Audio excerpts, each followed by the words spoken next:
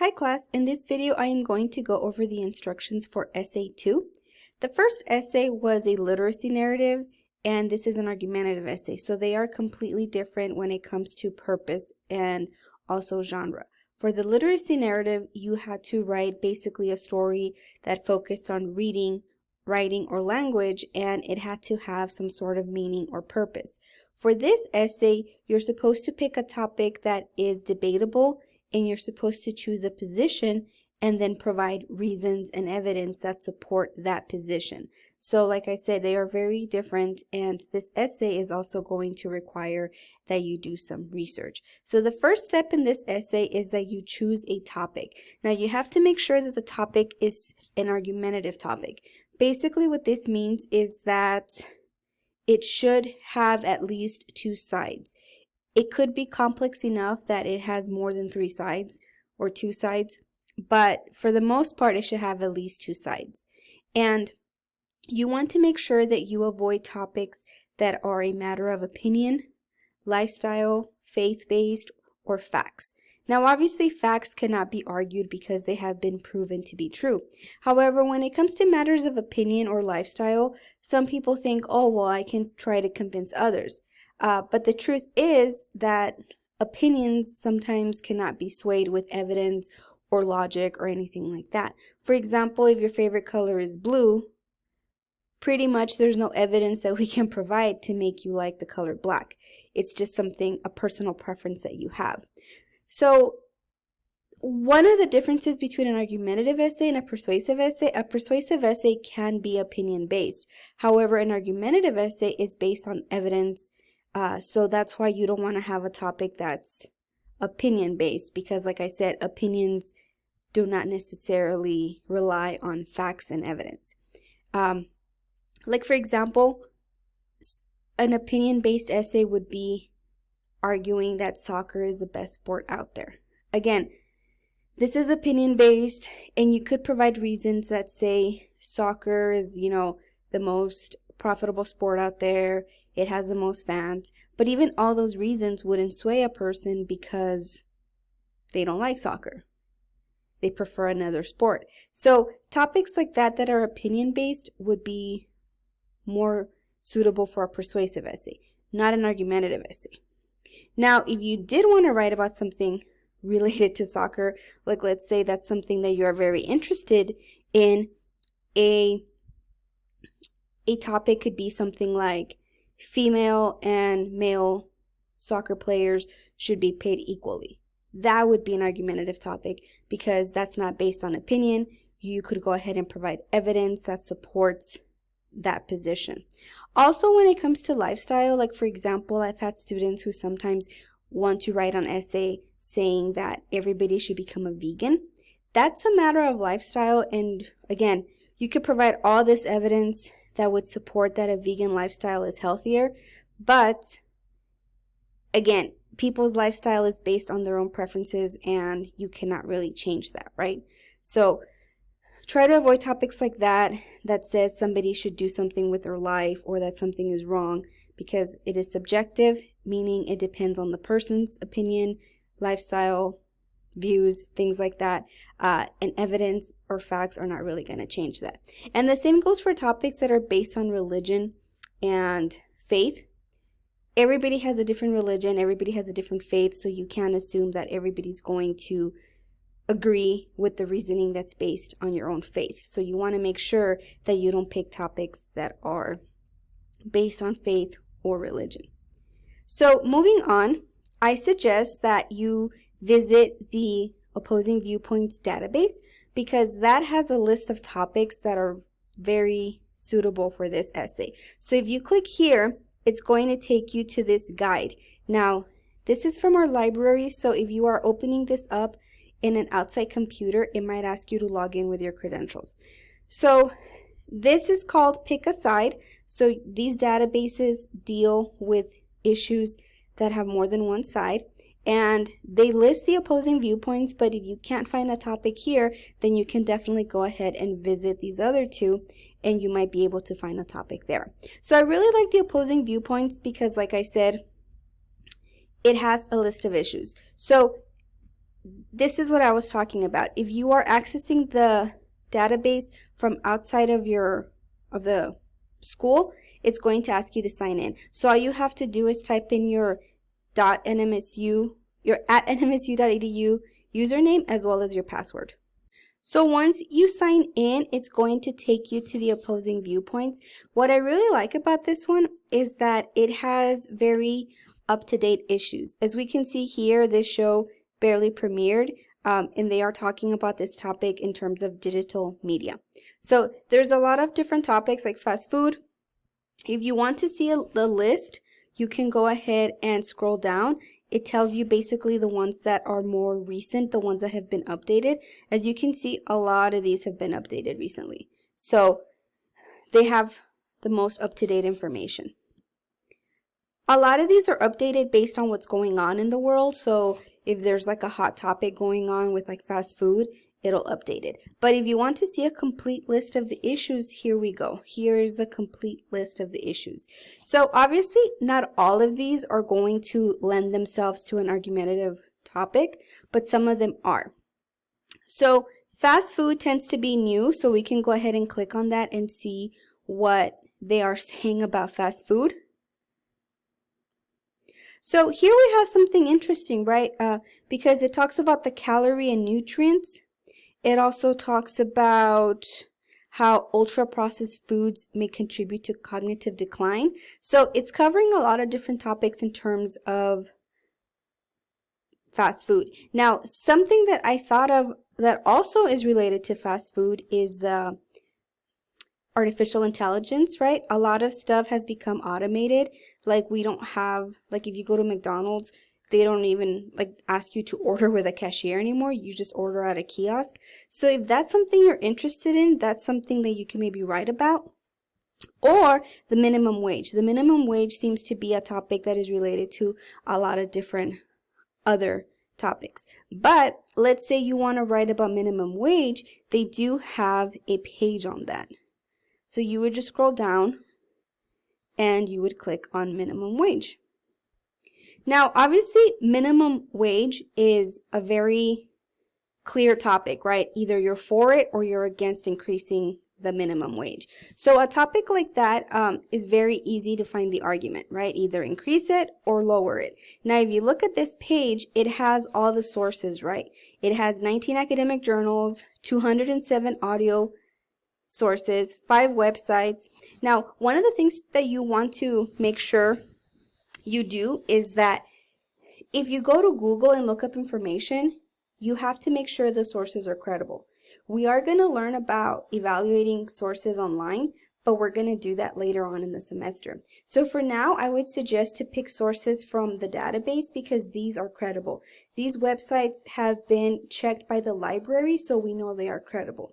So for this assignment, I would say to try to stick to one of these databases or 2 of them or 3 of them if you want, and try to find your sources here. That way you don't have to worry about evaluating the sources that you find online or making sure they are credible or not. Because like I said, we are going to go over that, but we're not going to go over that yet. So moving on, it has 4,536 newspaper articles. It also has images, 410 magazine articles. So as you can see, it has a lot of sources, right? And here we have the newspaper articles. Over here we have the website. So like I was saying, these websites are credible. They have been checked by the databases and the library. Some topics like minimum wage and minimum legal drinking age are pretty clear. Either you're for increasing the drinking age and minimum wage, or you're against increasing the age or the minimum wage, right? However, some other topics you really do kind of have to think about. For example, video games. Video games, I think that one's also pretty clear, right? Or a lot of people say that. Well, actually, it's not, because with video games, some people think that they're addictive. Some people think that they're bad for you. Some people think that they lead to violence. So those are 3 different angles that you can maybe write about if you choose to write about video games. Here we have something like cosmetic surgery. Now, if you click here, you're probably going to find a lot of different viewpoints. So this is an example of a topic that has a lot of information, but the argument is not necessarily very clear. So you would kind of have to look at all this information and try to figure out, okay, well, what is it that I want to say about cosmetic surgery, right? And if you're thinking about it, there's several ways that you can go. For example, you could say that there should be an age limit to having plastic surgery, right? Like you could say that a person has to be 18 or a person has to be 25 before they can get plastic surgery. That's one topic or one argument that you could make. Also, we do see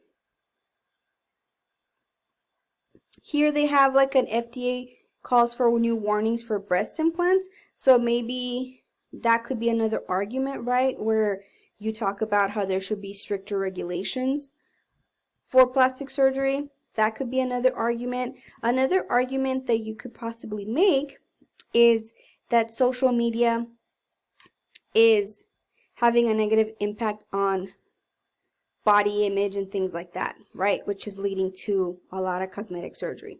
So as you can see, a topic like this is not necessarily clear, but if you look around and you do the research, you might be able to find some topics.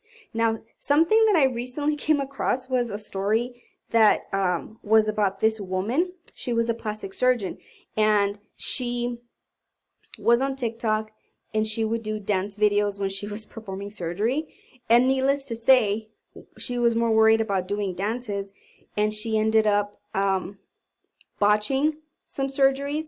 So they ended up taking away her license, and she couldn't perform surgery anymore. So they interviewed one of her patients, and one of her patients, you know, they basically ruined her body image because that doctor messed up the surgery.